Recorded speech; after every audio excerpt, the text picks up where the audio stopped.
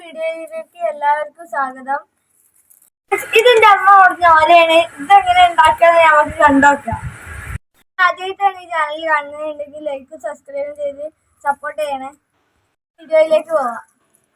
പണ്ടൊക്കെ വേനൽക്കാലമാകുമ്പോൾ നാട്ടിൻപുറങ്ങളിൽ ഇങ്ങനെ സ്ഥിരമായിട്ടുള്ള ഒരു കാഴ്ചയാണ് ഓല മടയുക എന്നുള്ളത്.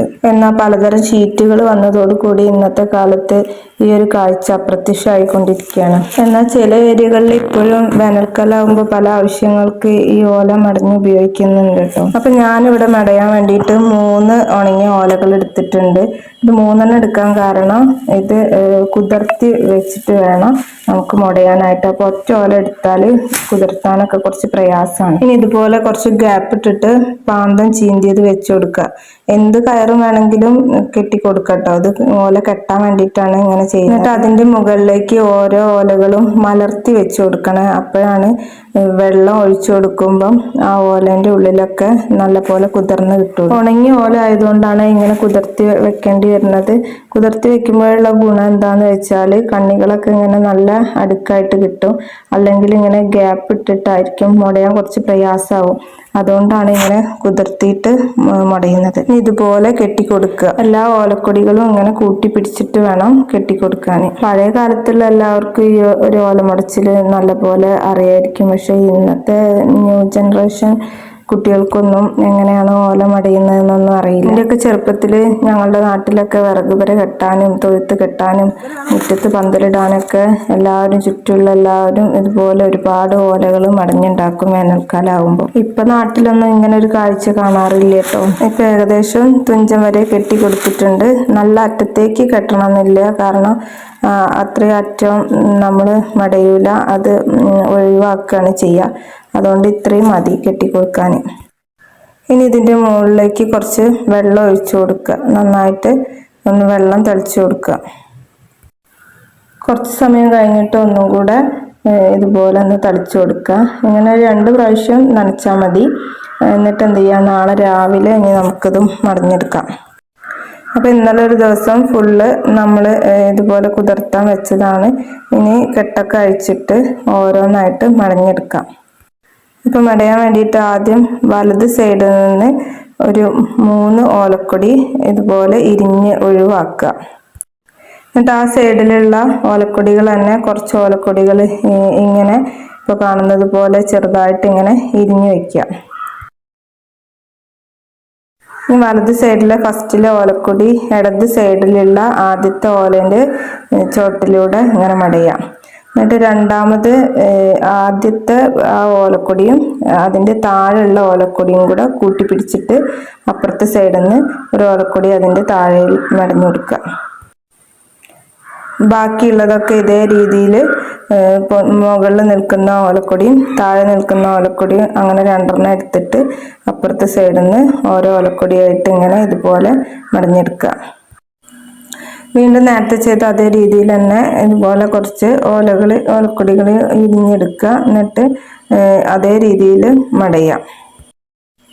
ഇനി അകന്ന് നിൽക്കുന്ന ഓലക്കൊടികളൊക്കെ ഇതുപോലെ നന്നായിട്ട് അടുപ്പിച്ചു കൊടുക്കുക. അങ്ങനെ അടുപ്പിച്ചു കൊടുക്കുമ്പോൾ എന്താന്ന് വെച്ചാൽ ഗ്യാപ്പുകളൊന്നും വരൂല.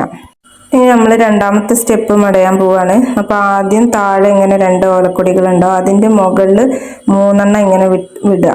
എന്നിട്ട് വീണ്ടും പഴയതുപോലെ ആദ്യം ഒന്നിന്റെ ചോട്ടിലൂടെ വെച്ചു കൊടുക്കുക. പിന്നെ ഇങ്ങനെ 2 വീതം മുകളിൽ പൊന്തി നിൽക്കുന്നതും താഴ്ന്നതും അങ്ങനെ 2 കൂട്ടി പിടിച്ചിട്ട് ആദ്യം മടഞ്ഞു കൊടുത്ത അതേ രീതിയിൽ വീണ്ടും ഇങ്ങനെ ബാക്കി ഓലകളൊക്കെ ഇങ്ങനെ മടഞ്ഞെടുക്കുക. അത് മടഞ്ഞതിന് ശേഷം ഇതുപോലെ കുറച്ച് ഗ്യാപ്പ് വരും. അപ്പൊ ആ ഗ്യാപ്പ് ഇട്ടുള്ള ഓലക്കൊടികളൊക്കെ ഇങ്ങനെ അടുപ്പിച്ചു കൊടുത്തിട്ട് ബാക്കിയുള്ളതും ഇങ്ങനെ പഴയതും മടഞ്ഞ അതേ രീതിയിൽ ഇപ്പൊ നമ്മൾ 3ാമത്തെ സ്റ്റെപ്പാണ് മടയാൻ പോകുന്നത്. ഇതുപോലെ ഉണ്ടാവും. അടിയിൽ 2 ഉണ്ടാവും. പിന്നെ 3 ഓലക്കൊടികൾ വിട്ടുകൊടുത്തിട്ട് നേരത്തെ ചെയ്ത അതേ രീതിയിൽ ബാക്കിയുള്ളതൊക്കെ ഇങ്ങനെ മടഞ്ഞെടുക്കാം. ആദ്യം ചെയ്ത അതേ രീതിയിൽ തന്നെ ബാക്കിയുള്ള ഓരോ സ്റ്റെപ്പും ചെയ്യേണ്ടത്. 3 വിടുക, താഴെ 2 മുകളിൽ 3 വിട്ടു കൊടുക്കുക. എന്നിട്ട് ബാക്കി മടഞ്ഞ അതേ രീതിയിൽ തന്നെ വീണ്ടും മടഞ്ഞു കൊടുക്കുക. ഇപ്പൊ നമ്മൾ അറ്റത്തേക്ക് എത്തി തുടങ്ങിയിട്ടുണ്ട്. ഇതിന്റെ തുഞ്ചം ഭാഗം നമ്മൾ മുടഞ്ഞെടുക്കുന്നില്ല, അത് ഒഴിവാക്കുകയാണ് ചെയ്യുക. അവിടെ പിന്നെ വീതിയും ഉണ്ടാവില്ല. ഓല പെട്ടെന്ന് ഒടിഞ്ഞു പോവുകയും ചെയ്യും. അപ്പം അത്രയും അറ്റത്തേക്ക് ആരും മടഞ്ഞെടുക്കൂല. ഇനി ഇതിൻ്റെ ഏറ്റവും അറ്റം മുടയാൻ പോവാണ്. അത് എന്ത് ചെയ്യണം, ഈ ഇടത് സൈഡിലുള്ള അവസാനത്തെ 2 ഓലകൾ ഇങ്ങനെ പിടിച്ചിട്ട് ഇതിൽ കാണുന്ന പോലെ ഇങ്ങനെ മടഞ്ഞെടുക്കണം. എന്നിട്ട് താഴെ മുകളിലും വരുന്ന ഓലകൾ 2 ഇങ്ങനെ 2 വീതം കൂട്ടിപ്പിടിച്ചിട്ട് ബാക്കിയുള്ള ഒരു 3-4 ഓലകൾ ഇങ്ങനെ മടഞ്ഞെടുക്കുക. ഇങ്ങനെ മെടഞ്ഞെടുത്തിട്ട് പിന്നെ അറ്റത്ത് 2 കെട്ട് കെട്ടി കൊടുത്താൽ പിന്നെ ആ ഓലകളൊന്നും ആവില്ല.